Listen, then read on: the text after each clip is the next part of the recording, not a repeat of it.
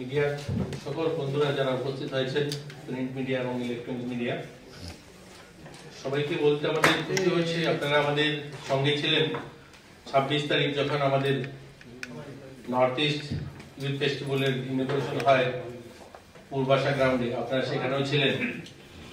খুব সুন্দর উত্তর পূর্বাঞ্চলে সমস্ত রাজ্যের কালচারাল প্রোগ্রাম এর মধ্যে দিয়ে আমাদের এই অনুষ্ঠানের শুভ সূচনা হয়েছিল।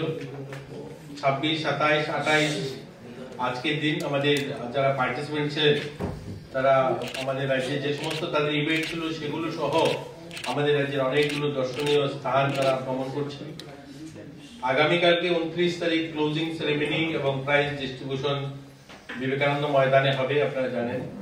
আমরা এর আগেও এই তথ্যটা আপনাদেরকে বলেছিলাম যে আমাদের রাজ্যে 827 জন পার্টিসিপেন্ট যারা গোটা উত্তর পূর্বাঞ্চল 8টা রাজ্য থেকে এসেছেন। অরুণাচল, আসাম, মণিপুর, মেঘালয়, মিজোরাম, নাগাল্যান্ড, সিকিম এবং ত্রিপুরার যারা পার্টিসিপেন্ট, এর মধ্যে স্টেট ইউথ যারা পার্টিসিপেন্ট তারাও রয়েছে। তেমনি এনওয়াইকে নেহরু যুবকেন্দ্র সংগঠনের ভলেন্টিয়ার্সরা রয়েছে, এনএসএস এর ভলেন্টিয়াররা রয়েছে, ন্যাশনাল ইউথ অ্যাওয়ার্ডি যারা প্রত্যেক বছর যারা সম্মানিত হন রাষ্ট্রপতি ভবনে, এই ধরনের যুবরাও রয়েছে। এনএসএস এর অফিসিয়াল যারা তারাও রয়েছে, এনওয়াইকে সংগঠনের যারা অফিসিয়াল তারাও রয়েছে।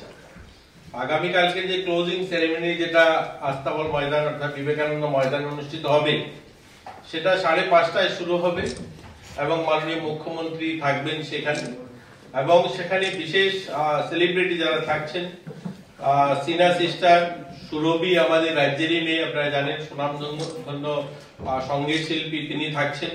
এছাড়াও লোকের অনেক শিল্পীরা থাকবেন, পাশাপাশি শান থাকবেন। এবং আমরা যারা এই 4 দিন যারা বিভিন্ন প্রতিযোগিতায় অংশগ্রহণ করছেন তাদেরকে সেই মঞ্চে সম্মানিত করা হবে, তাদেরকে তাদের যে প্রাইজ সেগুলো সেখানে ডিস্ট্রিবিউশন করা হবে।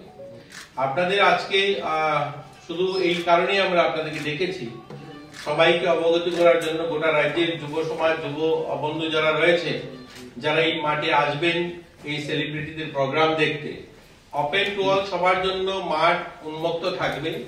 আমরা শুধুমাত্র পাসের ব্যবস্থা হয়েছে যারা প্রতিনিধি আসছে, আমাদের এখানে যারা অতিথিরা এসছেন যারা বহিরাজ্য থেকে, তাদের জন্য স্পেশাল বসার ব্যবস্থা থাকবে।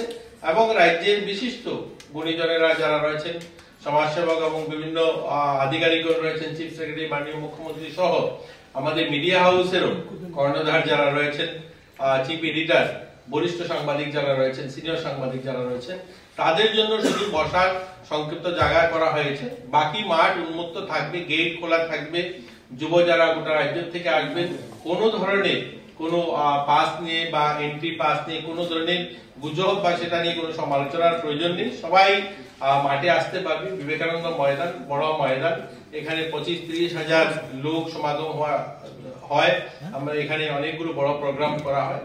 তো খুব সুন্দর ভাবে সবার সহযোগিতা চাইছি, আপনাদেরও সহযোগিতা চাইছি। আমরা সবাই মিলে উত্তর নর্থ ইস্টের যে যুব উৎসব সেটা কালকে সমাপনী অনুষ্ঠানটা খুব সুন্দর হবে, আমরা আশাবাদী। সবাই সহযোগিতা করবেন এবং রাজ্যের ইউথ যারা রয়েছে, যুব যারা রয়েছেন আমাদের, সবাইকে আমরা আমন্ত্রণ জানাচ্ছি আপনাদের মাধ্যমে। সবাইকে ধন্যবাদ। কিছু যদি জিজ্ঞাসা করার থাকে জিজ্ঞাসা করতে পারেন। হ্যাঁ, ক্লোজিং সেরেমনি প্রস্তুতি প্রায় চূড়ান্ত। আজকে আমি নিজে গিয়েছিলাম, আমাদের আধিকারিক যারা রয়েছেন, আমাদের ডাইরেক্টর রয়েছেন বা অন্যান্য যারা ডেপুটি ডাইরেক্টর বা অন্যান্য যারা এই মাঠের কাজ দেখছেন বা টেকনিক্যাল যারা এই প্রোগ্রাম নিয়ে কাজ করছেন, সবাই মাঠে ছিলেন। অলমোস্ট কমপ্লিট, কালকে সকালের মধ্যে সেটা কমপ্লিট হয়ে যাবে। তো মাঠের যে প্রস্তুতি সেটা নিয়ে কোনো ধরনের ইয়ে নেই, পুরোপুরি রেডি আছে। পুরস্কার বিতরণের জন্য আপনারা কোনো ক্যাটাগরি রয়েছে বা কতটি বিভাগ রয়েছে? হ্যাঁ।